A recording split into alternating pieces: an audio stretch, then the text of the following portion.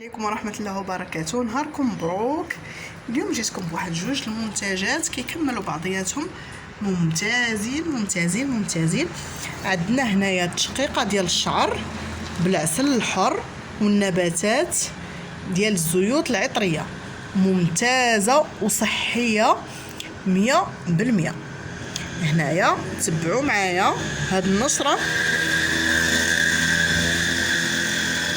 ديالتها، ما واضحاش مزيان نقراها لكم.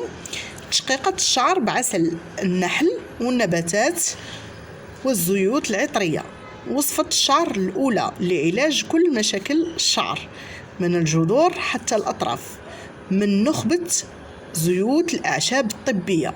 كتحد من تساقط الشعر، كتعالج وكتقوي الشعر، كتطول الشعر في مدة قصيرة، كتعطيه واحد اللمعان وواحد الحيوية اللي زوينة بزاف، وفيها واحد الريحه زوينه اللي كتدوم في الشعر، ممتازه فعلا، مجربه، شي حاجه روعه.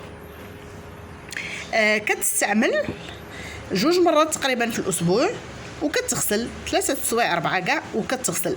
وقبل ما تستعملوها حاولوا انكم تنخدوها واحد شويه حيت فيها العسل الحر، يعني باش يتخلط داك الزيت هو والعسل. هنا المنتوج الثاني اللي هو مقطر الاعشاب الهيدرو سولت، ممتاز. هذا تشقيقه ولكن ديال ماء مقطر ديال الاعشاب، كيوقف التساقط ديال الشعر، كيقوي بصيلات الشعر وكيحافظ عليها من التكسر، كيساعد على تطويل الشعره، وكيقضي على الفطريات اللي كتكون في الفروه ديال الشعر المسببه للقشره والحكه، يعني مكملين بعضياتهم. هذا الاستعمال ديالو تقدري ترشيه يوميا، نهار نهار لا، وما كيتغسلش، يعني ممتاز خاصه الناس اللي كيكون عندهم الخدمه، خدامين كيخرجوا لهذا ما كتقدرش تغسل شعرها مثلا فيما ديرو، فهذا ممتاز.